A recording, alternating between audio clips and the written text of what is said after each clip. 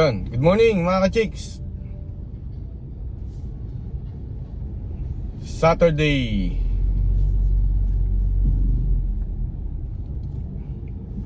Lakas ng ulan kagabi dito sa amin. Marami tayong nasa pakawalaan. Kailangan nating tingnan ngayon, no? Medyo maliliit pa yun eh. Sobrang lakas ng ulan.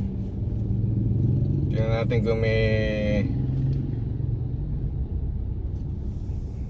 nadisgrasya sa ating mga estudyante. Kasi first time na umulan ng malakas.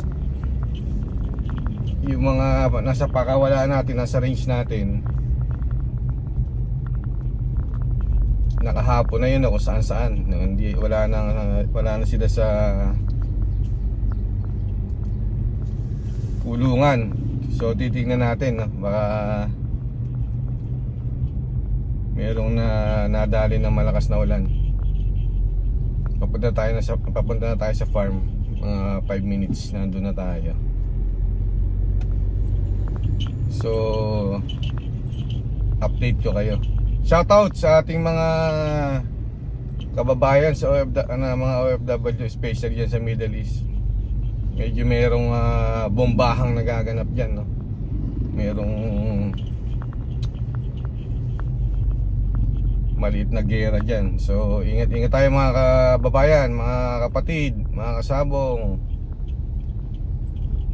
Ingat tayo dyan. Okay, update ko kayo mamaya pag nasa farm na tayo. Kita tayo. False alarm mga ka-chicks. Hindi pala umulan dito sa farm. Pero dun sa baba, sobrang lakas na ulan. Buti naman at hindi nabasa itong mga alaga natin dito.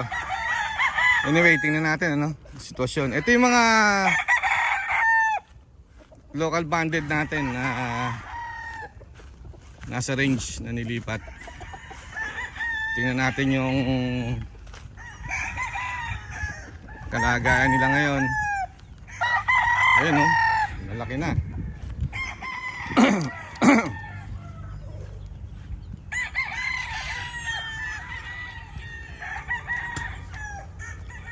Malapit lang sa bahay namin to, pero sa baba sa bahay ang lakas ng ulan. Dito wala, tuyo yung range natin.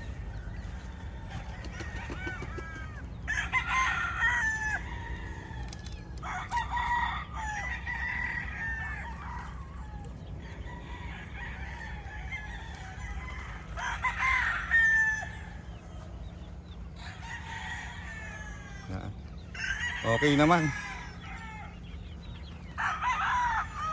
Bago ko nagpunta rito, nagpabili na ako ng gamot kasi nga akala ko malakas din yung ulan dito kagabi. So wala naman palang ulan, so okay lang. Kasi usually pagka naulan yung mga alaga natin, lalo na maliliit pa, nilalagyan natin ng ng gamot. Kasi yung iba minsan nasisimulang magkaroon ng dinaramdam, lalo't buhos yung ulan. Anyway, lagyan na rin natin ng gamot, no? Sa inumin. Ito mga local banded.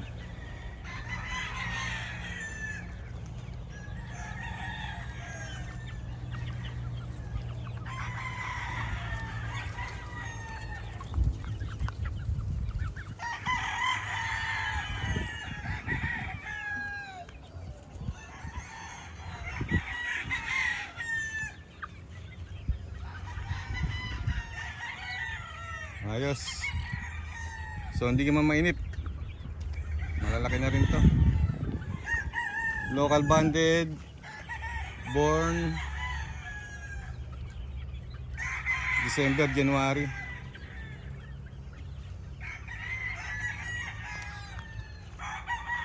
Ayan, so lalagyan natin ng gamot yung kanilang mga painuminan. Especially ngayon, no? Sobrang init, stress na stress yan sa tanghali. Yan. Dami tayong gray, mga ka-chicks. At mga sweaters and white. Yan lang yung bloodline natin dito, ano?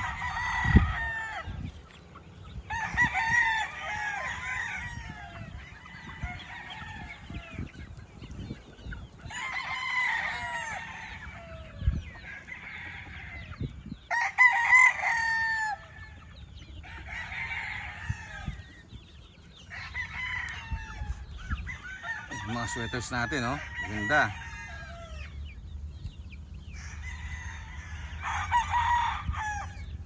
So pag naglalagay kami ng gamot dito, medyo inuuhaw muna natin sila, no? Para pagdating nung inumin nila na may gamot, na-absorb mabuti yung nakakainom sila ng marami.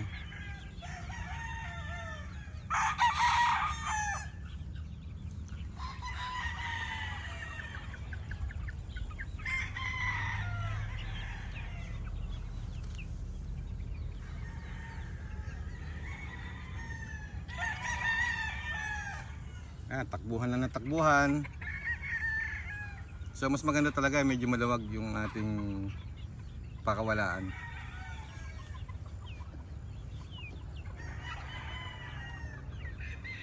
Sobrang init ngayon, kaya yung mga alaga natin, mga ka-chicks, no, dapat laging hydrated yan. Kadalasan dyan may nangyayari, nagkakaroon ng heat stroke. So nandidisgrasya yung mga alaga natin. Sobrang init. Hindi nyo alam bakit na disgrasya. Nung pala na heat stroke na.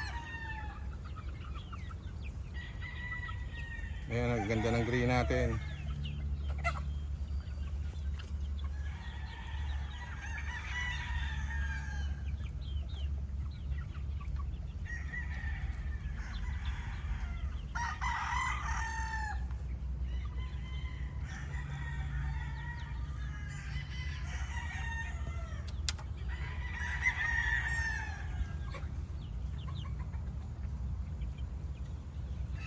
Ayan na ang ating tropa, si Tongtong. Lalagyan na ng yung kasama niya kanyang anak. Nakakatulong niya sa dito sa farm. Lalagyan niya ng painuminan na may gamot yung ating nandito sa mga range.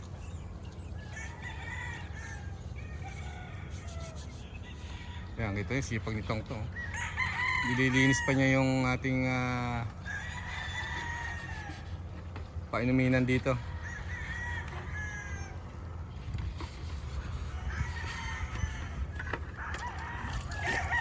Tong tala may gamot?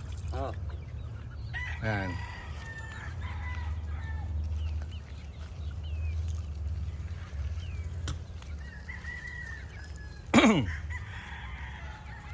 Yung kasi mga nandito sa range,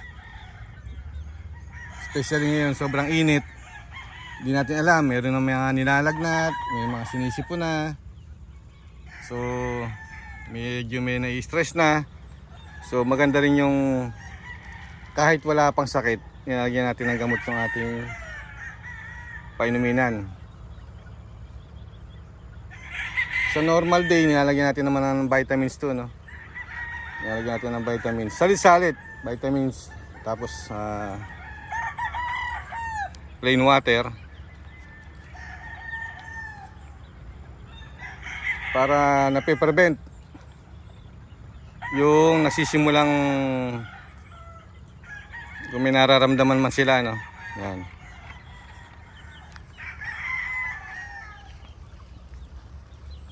Konting ilang linggo na lang to, okay na to. Kasi pag medyo mas malalaki na, malalakas na yung katawan nila, no? Hindi na ganong nagkakaproblema. Yan, so absorb nila yung gamot sa inumin, ayan, no?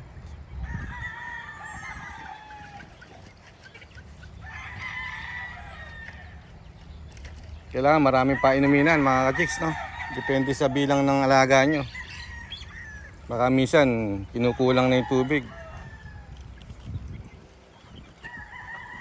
Ayan, oh.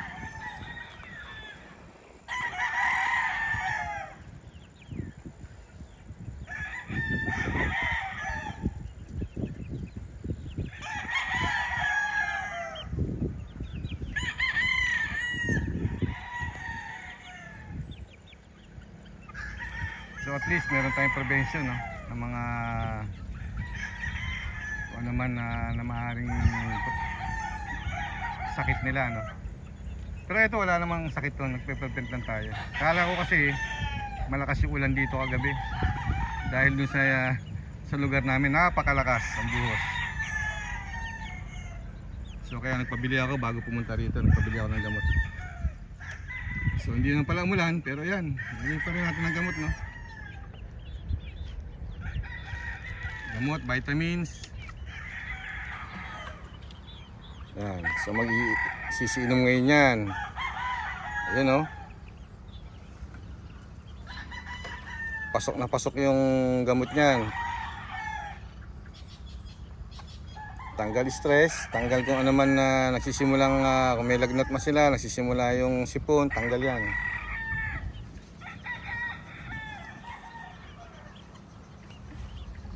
Lahat ng mga sisyo natin, nalagyan natin ngayon ng gamot.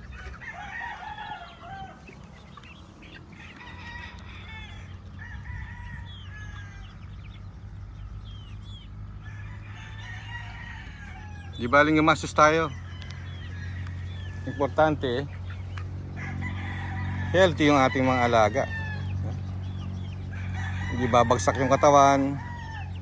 So pag naging stag yan, asahan nyo kumpleto yung katawan nila, no? Yung taas nila, yung laki nila. Ganda. Hindi tayo sulit.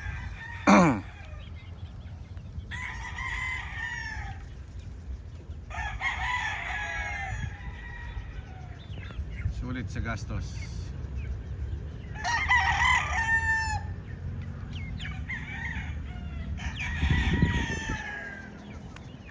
Yan.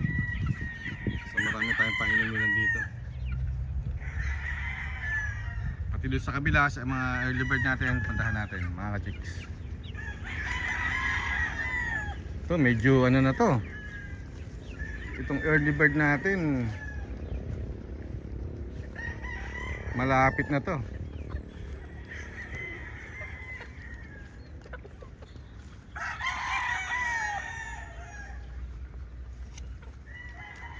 I-prepare na natin yung ating mga 3x3 para malapit na may mag-away dito.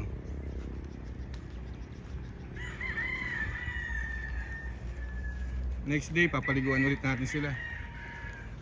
Paligo.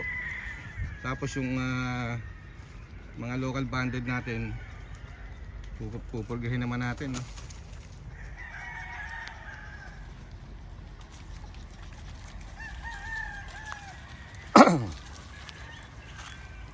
Ayan, no? Mahaba na yung mga pulok saka yung mga balahibo nila.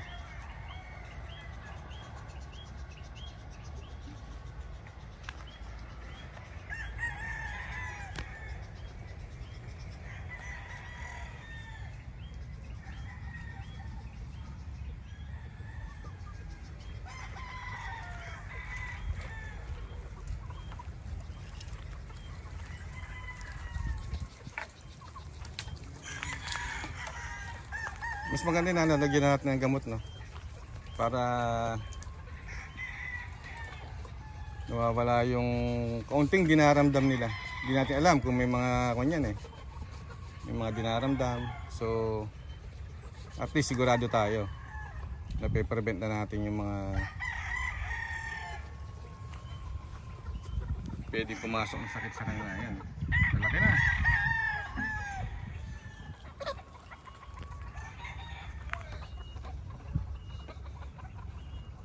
Halos pa stag na Ayan, oh.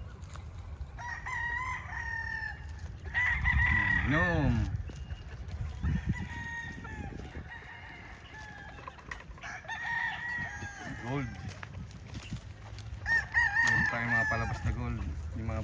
kalat natin.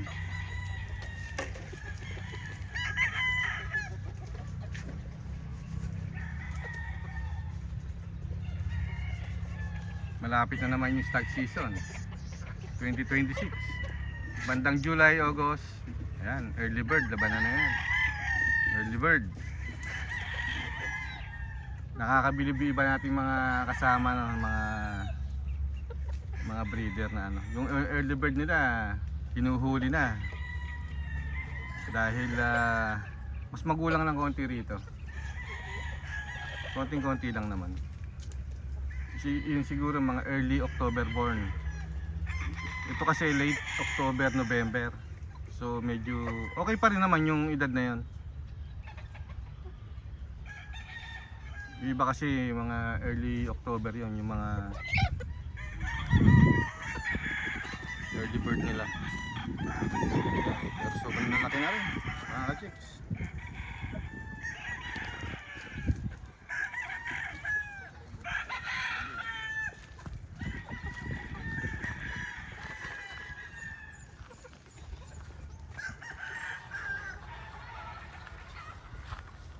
Nakaraos na yung mga breeders. Nakaraos na sa challenging part. Mula sa pagpapaitlog, napakahirap, hindi naman madali yan, no?